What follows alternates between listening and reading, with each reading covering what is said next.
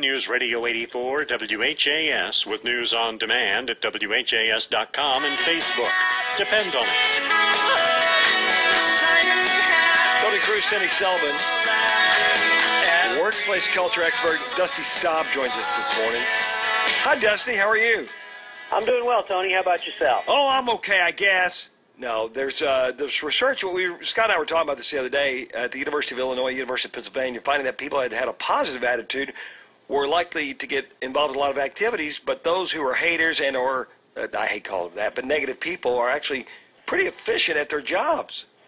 Why? Yeah, that's actually not surprising at all. You think about it, if somebody doesn't like much of anything, the few things they do like, they're going to do a lot of and they're going to be focused on. So it's not surprising when it comes to individual tasks and technical work, people who are more cynical or just kind of nasty, they tend to be much more focused and they tend to be more efficient. Well, Dusty, we've talked before about distractions in the workplace and how that reduces productivity. So I guess if you've got somebody that's sort of a grump and that doesn't want to engage with other people, that person is naturally also going to be more efficient at what they're doing because they're going to be, once again, more focused, right? Yes, and we were talking about cell phone usage in a prior conversation. And so these people aren't going to be talking to anybody. Nobody wants to talk to them. They're like loners, and they may be efficient, but, they may be I don't even want to get involved in this kind of thing. I can't argue with the research because I'm not a part of it, but not all grumpy people are efficient, and not all people that are happy are inefficient. No, and that's not what the study shows. It says that the people who are, they call them haters, the people who are kind of nasty and cynical, they tend to be more focused. But it doesn't mean that someone who likes people can't be focused either. Now, here's the interesting thing the study doesn't show you. I've worked with organizations for over 30 years, and I will tell you that the most important work is teamwork. You and Cindy can relate to that. If you don't work well with your partner, if you don't cooperate, you don't communicate, you don't collaborate, you're not effective. Organizations need effective teamwork, and people who are haters and cynics are not very good teammates. I would say that being nasty maybe makes someone more precise, but when it comes to team play, nasty is really a vice. I think you need to go to Washington, D.C. today and talk to these inefficient, grumpy people. You'd need Moses.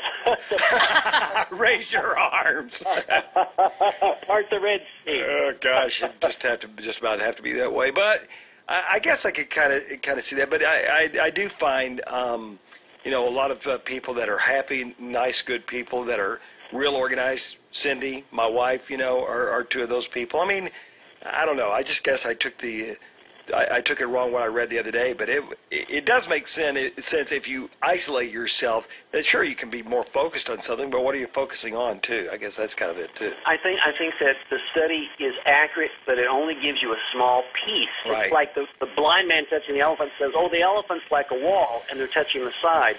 It doesn't look at the whole picture. And I get called into organizations all the time, my team and I, to help create better communication, better collaboration, and to get the nastiness and the hate out. So, Dusty, do you have some advice for somebody that might be thinking about someone that they work with that is not exactly a great team member, how they can get that person more engaged? Yeah, I would approach the person by saying, hey, tell me what you want to create here. Tell me what your intent is. What do you want to have done, and how do you want to be seen? Great. What results are you getting? All right? Now, what behavior are you engaged in that is getting you results you don't want? Because the cynical, nasty people don't want to be seen as someone who nobody wants to work with. They don't want to be seen as somebody no one wants to promote. They all have aspirations. And if they can see where their behavior is getting them a result they do not want, then rationally they will change their behavior. But if they don't see it, they'll never change it. I think that if you're talking about somebody that's maybe not bent that way naturally, you may be right. But I know some people that are isolationists, and they don't care what the heck you think about them. So, yeah. I mean, you could go to them, and they would just like, whatever, dude. Now, close the door behind you? Yeah, what I say to folks like that is, okay, great. You're going to be only as good as this, and you're never going to be promoted or move beyond this spot. So you're saying, I want to be stuck in this spot the rest of my career. Fine.